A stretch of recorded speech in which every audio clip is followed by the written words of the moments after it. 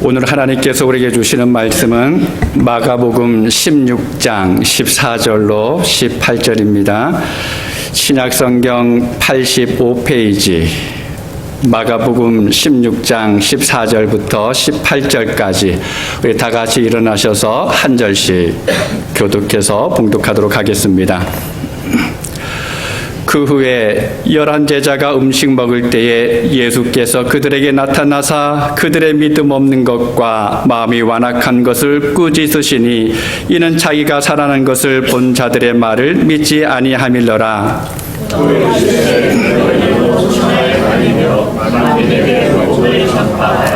믿고 세례를 받는 사람은 구원을 얻을 것이요 믿지 않는 사람은 정죄를 받으리라. 믿는 자에게는 내 이름으로 귀신을 쫓아내며 같이 읽습니다.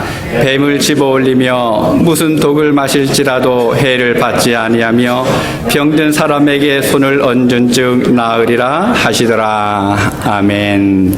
자리에 앉아 주시기 바랍니다. 그 앞에서 방금 광고했던 것처럼 지난 금요일에 그 북아프리카에 있는 모로코에서 6.8이죠. 지진이 일어나서 한 2,000명이 넘는 그 사망자가 발생을 했고 또 많은 이들이 한순간에 삶의 터전을 이제 잃어버렸습니다. 그러니까 모로코를 잠깐 살펴보니까 대부분이 이슬람교입니다. 98% 이상이 이슬람교인데 그 1인당 GDP가 그러니까 1년에 총수입이 4,000불 정도가 됩니다. 그 미국하고 비교해 보니까 한 20분의 1 정도밖에 되지 않는 그 경제적으로 그러니까 열악한 환경에 있는 나라입니다. 한 주간 동안 기도하시면서 이제 하나님께서 나를 풍성하게 하신 의미를 여러분 곰곰이 생각하시면서 우리 십시일반으로 구제헌금에 참여하실 수 있기 바랍니다. 우리가 세상을 살아가면서 소망을 품고 이런저런 일들을 계획해야 할 때가 있습니다. 근데 살아가면 살아갈수록 느낄 수 있는 것이 무엇인가 하면 그 일에 하나님의 도우심이 없다 그러면 안 된다라고 하는 것입니다. 내가 아무리 계획하고 또 철저하게 준비한다고 해도 하나님의 도움이 없으면 내가 계획한 것들이 무용지물이 됐던 순간들이 참 많이 있었던 것 같습니다. 그래서 잠언서 16장 9절에 보면 모든 것을 누려봤던 솔로몬이 이렇게 이야기합니다. 사람이 마음으로 자기의 길을 계획할지라도 그의 걸음을 인도하시는 이는 여호와시니라. 여러분 그렇다고 오해하지 마시기 바랍니다. 우리가 아무것도 하지 않아도 된다라고 하는 그 말이 아닙니다. 우리는 가만히 있으면 안 됩니다. 우리는 늘 준비해야 합니다. 최선을 다해서 열심히 살아가야 합니다. 하나님은 우리가 준비한 그것을 가지고 사용하십니다. 그래서 잘 준비해야 하나님께서 도우실 때 그 일이 이루어지는 것을 볼 수가 있습니다. 다만 내 계획만으로는, 내 준비만으로는 부족하다라는 것입니다. 이렇게 이야기하면 잘 알죠. 그래, 하나님이 도우셔야 돼. 나만 가지고는 안 돼. 라고 하는 것을 아는데 때로는 기도하면서 하나님이 나를 도와주셔야만 됩니다. 라고 고백하면서 기도할 때도 있습니다. 그런데 내가 살아가는 삶의 현장으로 들어가면 어떻습니까? 그래서 까마득히 잊어버릴 때가 있죠. 그래서 내 힘으로 뭔가 하려고 합니다. 내가 가지고 있는 능력이 있으니까 이 정도쯤이면 내가 할 수 있어 라고 생각하면서 살아가는 것이 바로 문제라는 것입니다. 사랑하는 여러분, 나에게 하나님의 도우심이 있어야만 한다라고 하는 것을 꼭 기억하시기 바랍니다. 우리의 발걸음은 하나님의 손에 있습니다. 이것을 인정하고 고백하는 것이 바로 믿음입니다. 우리가 믿음에 대해서 지난주까지 9번의 시간 동안 하나님의 말씀을 함께 들었습니다. 오늘과 다음 주까지 하면 이제 11번의 말씀을 듣게 됐는데 여러분 어떻습니까? 하나님을 믿는 것이 무엇인지 희미하게나마 아시겠습니까? 그동안 지니고 있었던 믿음에 대해서 뭔가 좀 생각이 달라진 것이 있습니까? 아니면 별 차이가 없으신가요? 한번 곰곰이 생각해 보시기 바랍니다. 과연 나는 어떤 믿음을 가지고 살아가고 있을까? 매 주일마다 이곳에 나와서 하나님을 예배하고 있는데 또 때때마다 하나님의 말씀을 읽고 묵상하면서 기도하고 살아가고 있는데 나는 어떤 믿음일까? 하나님이 인정하시는 믿음일까? 아니면 내 믿음은 자꾸만 자라가고 있는 믿음일까? 살아 움직이는 믿음일까? 여러분 돌아보시기 바랍니다. 그리고서 여러분의 믿음을 든든히 세워가실 수 있는 그런 시간이 되시기 바랍니다. 여러분 믿음이라고 하는 것은 삶입니다. 특별히 하나님을 믿는다고 하는 것은 어떤 철학적인 관념이나 자기 확신이 아닙니다. 나의 삶을 통해서 다른 사람에게 하나님이 보여지도록 드러나게 하는 그 믿음이 참된 믿음이다라고 말할 수가 있습니다. 그래서 성경에 뭐라고 말씀합니까? 행함이 없는 믿음은 죽은 것이다라고 말씀하고 있습니다. 내가 얼마나 성경을 많이 알고 있느냐, 내가 얼마나 오랫동안 신앙생활을 했느냐, 내가 어떤 은사를 받았고 어떤 능력을 가지고 있느냐, 교회 안에서 내가 어떤 직분을 가지고 있고 어떤 일을 했느냐라고 하는 것보다 훨씬 더 중요한 것이 있습니다. 바로 내가 얼마만큼 나의 삶 속에서 믿음을 보였느냐라고 하는 것입니다. 왜냐하면 하나님을 믿는 것은 삶이기 때문에 그렇습니다. 그런 믿음이 능력 있는 믿음입니다. 오늘 본문에서 예수님께서 승천하시기 직전에 제자들에게 말씀하십니다. 믿는 자들에게는 이런 표적이 따르리니. 믿는 자들에게는 이런 표적이 따르리니. 믿으면 표적이 나타난다라고 말씀하고 있습니다. 아니, 믿으면 정말 믿는다고 하면 표적이 있어야만 된다라고 주님께서 말씀하고 있는 것입니다. 믿으면 당연히 따라오는 것이 있습니다. 내가 예수님을 믿고 따라가면 내 뒤에 당연히 일어나는 것이 있는데 그것이 표적이다라고 주님께서 말씀하고 있습니다. 여러분, 믿음의 삶 속에서 표적이 있었습니까? 그럼 어떠셨습니까? 아무것도 없나요? 그럼 정말 없었습니까? 아니요. 있었습니다. 우리 정말 많은 표적들을 보면서 살아왔습니다. 우리가 그것을 발견하지 못했을 뿐이에요. 그러면 우리가 무엇을 믿으면 표적이 따를까요? 오늘 본문 15절과 16절 함께 읽도록 하겠습니다. 또 이르시되 너희는 온 천하에 다니며 만민에게 복음을 전파하라. 믿고 세례를 받는 사람은 구원을 얻을 것이요 믿지 않는 사람은 종죄를 받으리라. 아멘. 예수님이 무엇을 믿어야 한다라고 말씀하고 있습니까? 방금 읽었던 구절을 한번 잘 보시기 바랍니다. 주님께서 제자들에게 분명하게 말씀하시는 것이 있습니다. 무엇입니까? 복음을 믿어야 한다라고 말씀하고 있습니다. 여러분, 그럼 복음이 뭘까요? 여러분, 복음이 무엇입니까? 예수님을 믿으면 복을 받는다라고 하는 것이 복음인가요? 믿으면 건강해지고 또 경제적으로 부유해지는 것입니까? 예수님을 믿으면 앞길이 탄탄해지는 것입니까? 여러분, 이것이 복음일까요? 물론 이것도 기쁜 소식, 복음임에는 틀림이 없습니다. 그런데 오늘 본문에서 예수님께서 하시는 복음은 그것이 아닙니다. 그게 뭡니까? 예수님께서 사람의 몸을 입고 세상에 오셔서 온갖 고난을 받으시고 그리고 십자가에서 죽임을 당하셨다가 3일 만에 다시 살아나신 것입니다. 그리고 이것이 내 죄 때문이다라고 하는 것, 그로 인해서 내가 내 죄의 용서함 받았다라고 하는 이 사실이 바로 복음이에요. 이 복음을 믿어야 한다라고 주님께서 말씀하고 있습니다. 믿고 세례를 받는 사람은 내가 입술로 고백하는 것으로만 그치는 것이 아닙니다. 여러분, 세례를 받는다라고 하는 것이 어떤 의미입니까? 세례라고 하는 것은 단순히 내 머리에 물을 뿌리고 이 사람이 세례를 받았다라고 선언하는 것이 아닙니다.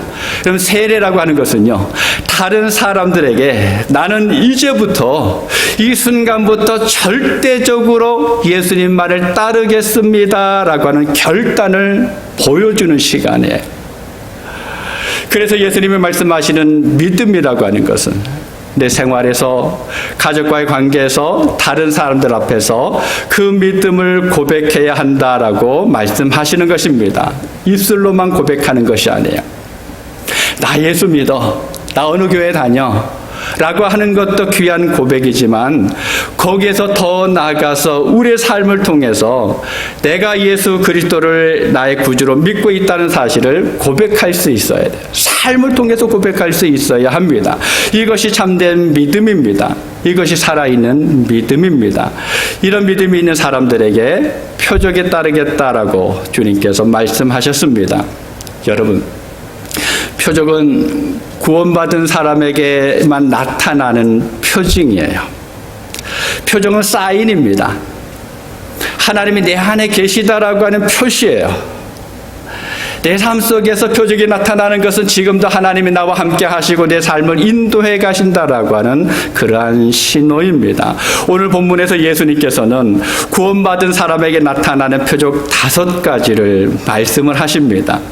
첫 번째는 귀신을 쫓아냅니다. 그럼 믿으면 귀신이 도망갑니다. 예수님은 천국 복음을 전하시고 나서 언제나 귀신 들린 사람들이 있으면 그 귀신들을 명령해서 다 쫓아내 주셨습니다. 누가복음 4장 35절을 보겠습니다. 우리 함께 읽도록 하겠습니다. 예수께서 꾸짖어 이르시되 잠잠하고 그 사람에게서 나오라 하시니 귀신이 그 사람을 무리 중에 넘어뜨리고 나오되 그 사람은 상하지 아니한지라. 귀신은 쫓겨나가야 하는 존재입니다. 절대로 귀신이 우리 안에 있으면서 나와 함께 해서는 안 되는 존재예요. 그런데 여러분, 귀신이 정말 있을까요? 여러분 어떻게 생각하십니까? 혹시 귀신 보신 분 계시나요? 가끔 귀신에 대해서 이야기하면 어떤 분들은 이렇게 말합니다. 요즘같이 과학이 발달한 시대에 귀신은 무슨 귀신이냐라고 말을 할 때도 있습니다. 아니면 귀신이 있으면 한번 나와봐라 라고 당당하게 외치는 사람도 있습니다. 왜 그렇습니까? 귀신이 없다라는 거예요. 귀신이 없다고 이야기합니다. 귀신의 존재를 부정합니다. 그럼 정말 귀신이 없을까요? 아닙니다. 있습니다. 하나님께서도 귀신의 존재를 말씀하고 있습니다. 우리가 귀신의 존재를 인정해야지만 귀신을 이길 수가 있어요. 없다고 무시하면 그 순간부터 우리는 지는 겁니다. 귀신이 없다라고 말하는 것이 이기는 것이 아니라 오히려 우리가 지는 시간입니다. 그럼 귀신은 사단 또 마귀의 졸개죠. 악한 영입니다. 우리가 생각하는 것처럼 흔히 으스스한 무덤가에 있는 것이 아니에요. 폐가에만 있는 것이 아닙니다. 어디에 있습니까?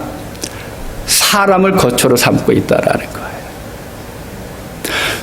누가복음 11장 24절에 보면 이렇게 기록합니다.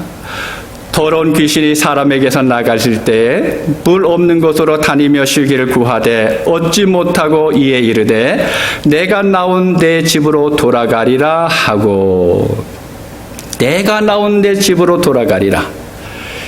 귀신이 말하는 내 집이 어디입니까? 어디예요? 사람이에요.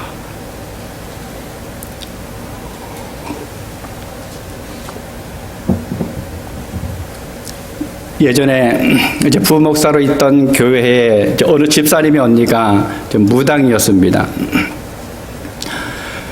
모든 가족들은 다 크리스찬인데 이제 이분만 무당이에요.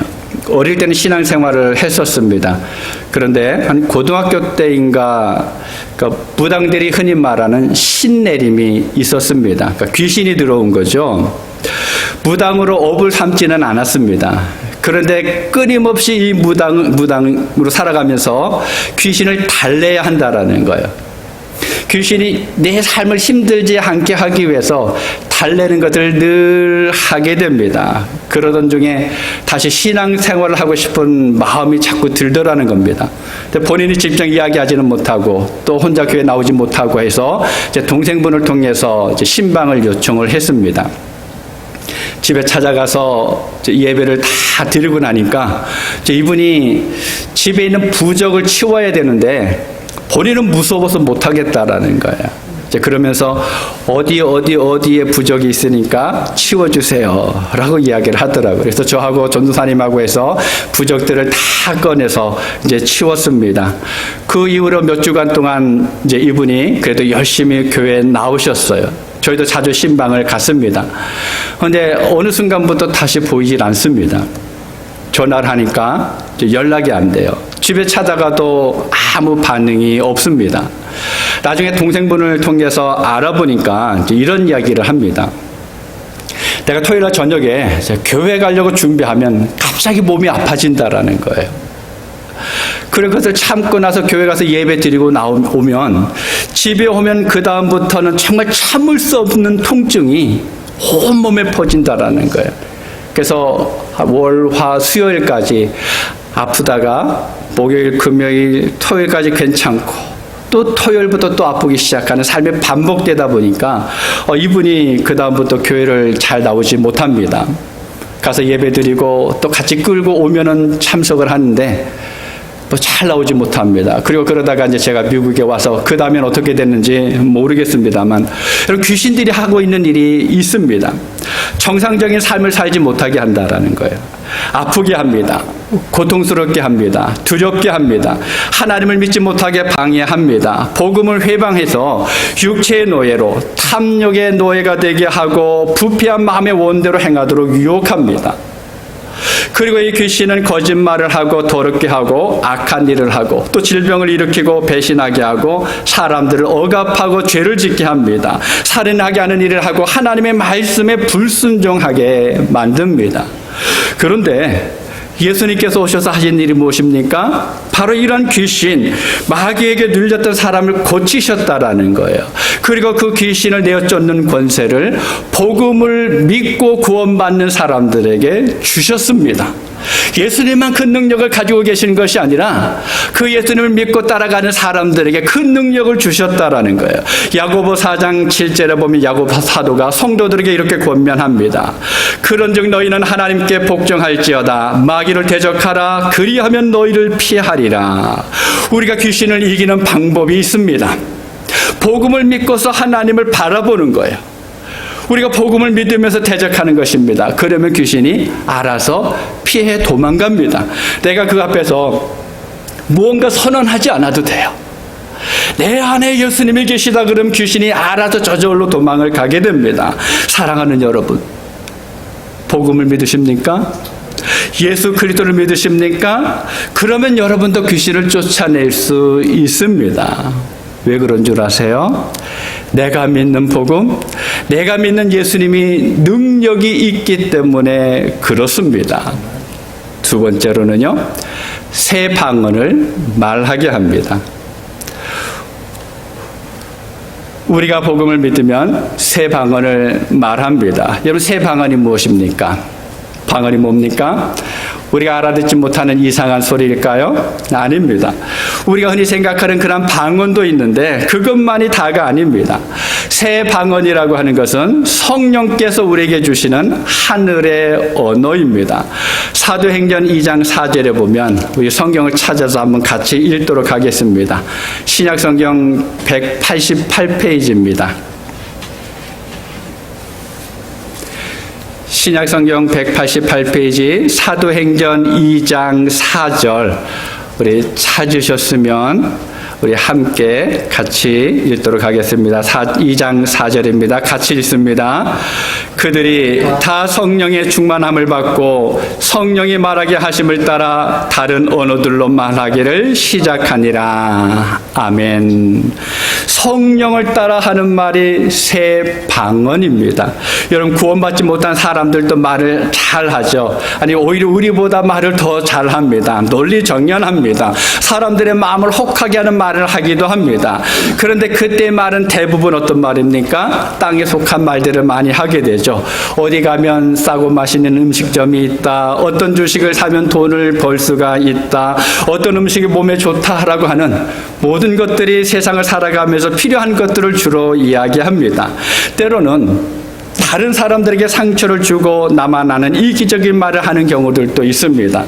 여러분, 어떤 사람들은 말을 하면서 욕으로 시작했다가 욕으로 진행하면서 욕으로 끝을 맺는 경우들도 있습니다. 누군가를 저주하고 상처 주는 말을 하고 다른 사람들의 허물을 가십거리로 삼아서 이야기하고 넘어뜨리는 말을 하는데 신나서 이야기할 때가 있다라는 거예요. 그런데 복음을 믿고 구원받은 이후에 이러한 말들이 달라집니다. 변화가 됩니다. 새로운 말을 하게 됩니다.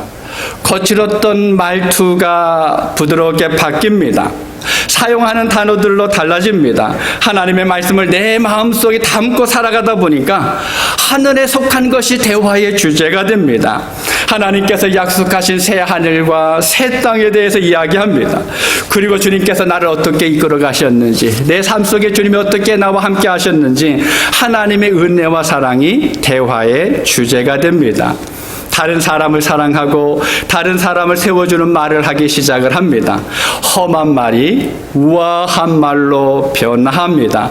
이것이 구원받은 자들에게 나타나는 표적입니다. 여러분, 속된 말로 말하면 지저분했던 입이 깨끗해지는 것입니다. 새 방언을 하는 거예요. 사랑하는 여러분, 여러분은 땅에 속한 말을 하고 있습니까? 아니면 하늘에 속한 말을 하고 있습니까? 복음을 믿으면 새 방언을 말합니다. 새로운 말을 하게 됩니다. 이것이 바로 표적입니다. 내가 말투가 달라졌다 그러면 내 삶 속에서 이미 표적이 일어나고 있는 증거입니다. 세 번째로는요, 뱀을 집어 올립니다. 2014년 2월에 미국 켄터키주에서 목회하는 제이미 쿠츠라고 하는 목사님이 있습니다. 별명이 있는데 뱀 목사예요. 이분이 전도를 하는데 뱀을 들고 다니면서 전도한다 그럽니다. 왜냐하면 이 본문을 통해서 나는 뱀에 물려도 죽지 않는다라고 하는 것을 보여주기 위해서죠. 그런데 이날 이 사람이 이 뱀에 물려서 사망하고 말았습니다. 믿음이 없었던 게 아니에요. 예수님을 믿었습니다. 그런데도 불구하고 이 사람은 죽을 수밖에 없었습니다. 여러분, 주님의 말씀에는 더 근본적인 것이 있었어요. 뱀이 누구입니까? 사탄이죠. 마귀입니다. 여러분, 사탄은 치명적인 독을 갖고 있으면서 그것으로 사람의 목숨을 빼앗아갑니다. 그리고 하나님의 말씀을 듣지 못하도록 귀머리가 되게 합니다. 시편 58편 4절 5절에 보면 이렇게 기록합니다. 그들의 독은 뱀의 독 같으며 그들은 귀를 막은 귀머거리 독사 같으니 술사에 홀리는 소리도 듣지 않고 능숙한 술객의 요술도 따르지 아니하는 독사로다. 사람이 뱀, 이 사단에게 물린 후에는 하나님의 말씀을 들을 수가 없었습니다. 더 이상 하나님의 말씀이 귀에 들리지가 않았습니다. 결국 어떻게 됐습니까? 영원한 사망에 이르게 됐다라는 거예요. 그런데 예수 그리스도께서 세상에 오셔서 십자가에 달려 죽으시고 3일 만에 다시 부활하심으로 말미암아서 이 사단의 권세를 멸했습니다. 사단의 권세를 멸한 것으로 끝나는 것이 아니라 그 이후에 우리가 살 길을 열어주셨다라는 거예요. 하나님의 말씀을 들을 수 있는 귀를 열어주셨습니다. 여러분, 우리의 원수의 사단이 뱀처럼 우리에게 소리 없이 다가옵니다. 그러면서 속삭입니다. 거짓말을 합니다. 사기를 칠 때가 있습니다. 다른 소리에 귀를 기울이지 못하게 합니다. 오직 하나님의 말씀만 들어야 되는데 오히려 그 말씀이 들리지 않고 있다라는 거예요. 세상의 소리만 쏙쏙 귀에 들리도록 만듭니다. 눈에 보이는 것들로 현혹할 때가 있습니다. 여러분, 우리가 뱀을 잡았다라고 하는 것은 나를 둘러싸고 있는 마귀의 세력을 내쫓는 거예요. 내 안에 있는 거짓을 버리고 진리를 따라 살도록 만들어 준다라는 것입니다. 우리가 예수 그리스도를 마음속에 모시고 예수 중심으로 살고 예수님의 가르침을 따라가면 우리는 언제나 뱀을 집어낼 수가 있습니다. 말씀 안에 있을 때 사단이 교묘하게 우리에게 보여주는 거짓을 가려낼 수가 있습니다. 여러분, 복음을 믿으면 그 뱀을 우리는 집어 올리게 됩니다. 네 번째로는요, 독을 마실지라도 해를 받지 않습니다. 한국에서 실제로 있었던 사건입니다. 이분이 전도를 받아서 복음을 믿고 신앙생활을 시작을 했습니다. 처음부터 참 열심이었어요. 주일 예배 참석하고 또 주중 예배도 참석하고 또 날마다 성경을 이제 읽었습니다. 그런데 어느 날 성경을 읽다가 문득 오늘 우리가 읽었던 이 본문을 이제 접하게 됩니다. 본문을 읽어가면서 정말일까? 한번 시험해 볼까? 그러면서 이제 독을 마셨대요. 어떻게 됐을까요? 당연히 죽었습니다. 왜 그랬을까요? 이건 믿음이 아니라는 거예요. 하나님을 시험한 것입니다. 그럼 말씀을 함부로 시험해서는 안 됩니다. 본문에서 예수님께서 18절 중반에 이렇게 말씀합니다. 무슨 독을 마실지라도 해를 받지 아니하며. 여러분, 독이라고 하는 것은 우리의 육체적인 건강과 삶을 회방하고 해를 입히는 것입니다. 정신적으로 타격을 주고 마음의 상처를 주는 모함과 험담과 참소하는 것, 이러한 것들로 우리의 삶을 파괴하고 신앙의 손상을 입힙니다. 실질적인 독도 무섭지만 인간관계 속에서 체험하는 언어의 독이 사실 더 무섭습니다. 분노와 절망을 일으키는 말을 하거나 그 말을 들으면 사람이 어떻게 됩니까? 우리가 뭐라고 표현합니까? 독이 올랐다라고 이야기할 때가 있죠. 그러면 이성을 잃고 악을 행하게 됩니다. 이런 독이 올랐을 때 복음이라고 하는 해독제로 내 안에 들어온 독을 제거해야 합니다. 우리에게 누군가가 말로 독약을 먹였을 때 하나님의 말씀으로 복음으로 채우면 독이 사라집니다. 여러분, 그래서 우리는 어느 생활에 비난과 험담이 있었다 그러면 하나님 앞에 고백하면서 돌이켜 사랑의 말, 격려의 말, 칭찬의 말, 희망의 말을 해야 합니다. 복음, 예수 그리스도를 이야기할 수 있어야 합니다. 여러분, 복음이 가득 차 있으면 언어의 독을 마셔도 우리는 해를 받지 않습니다. 그것을 다 소화할 수가 있는 거예요. 마지막 5번째로는 병든 사람에게 손을 얹으면 낫습니다. 여러분, 기독교 신앙은 치료하는 신앙입니다. 여호와 라파, 여러분 잘 아시죠? 출애굽기 15장 26절에 보면 마라의 쓴물을 단물로 바꾸신 다음에 하나님께서 이렇게 말씀하십니다. 우리 한번 찾아서 같이 읽도록 하겠습니다. 출애굽기 15장 26절입니다. 구약성경 105페이지입니다.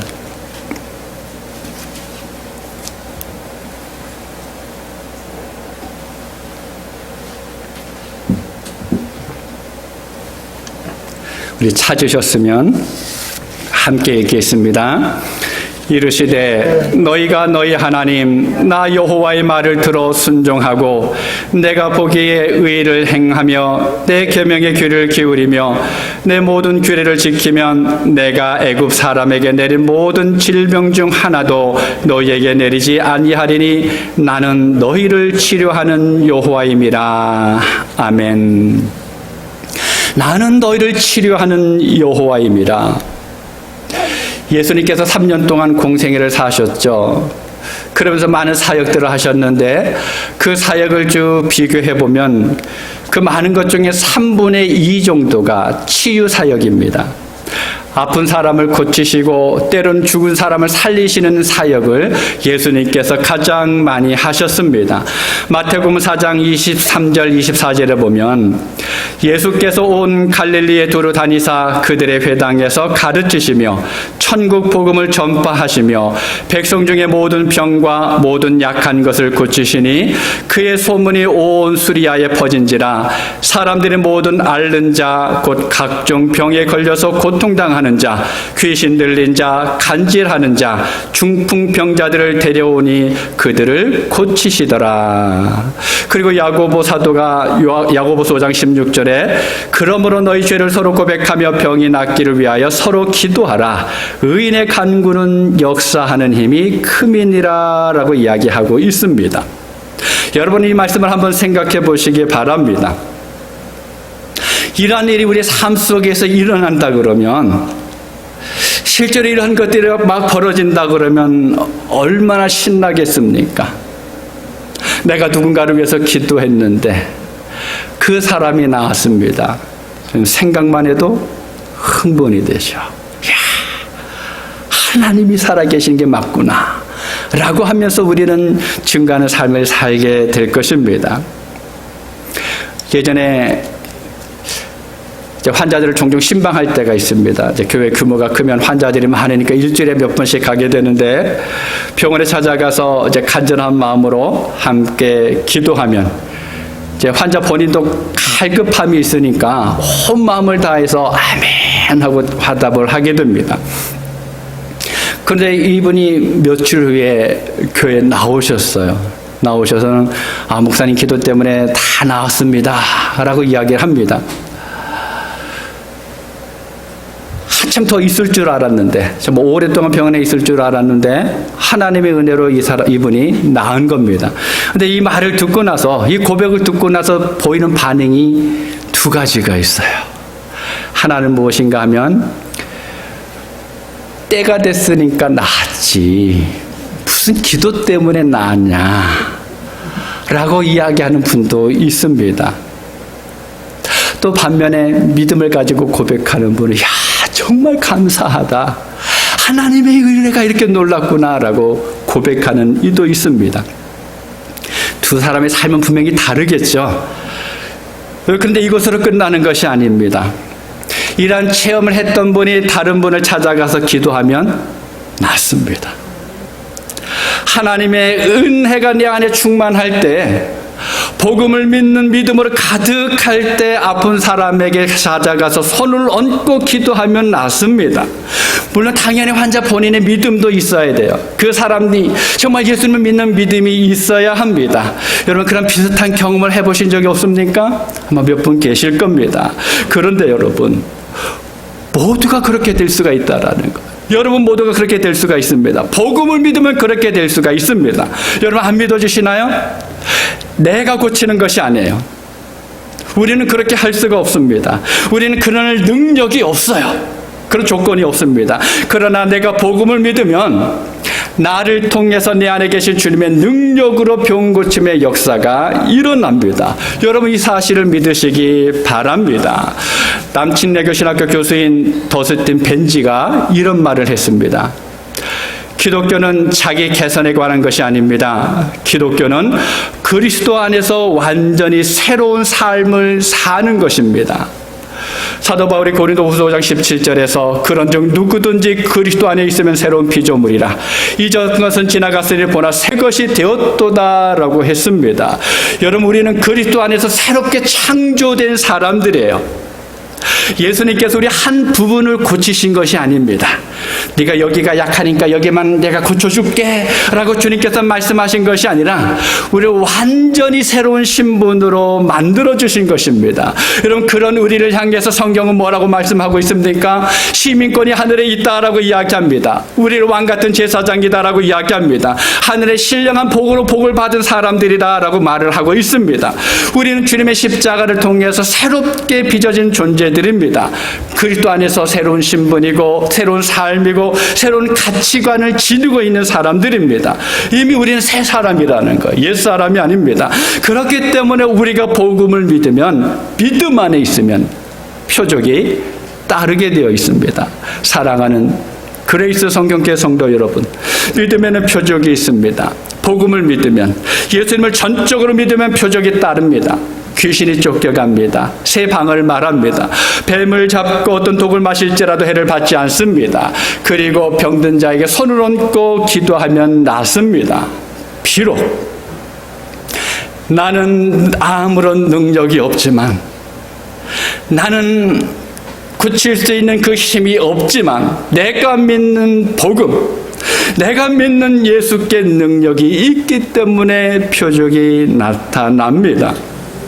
오늘 예배하는 사랑하는 그레이스 성경교회 모든 가족이 복음을 믿고 복음 안에서 살아감으로 인해서 날마다 표적이 따르는 삶을 살아가실 수 있기를 바랍니다.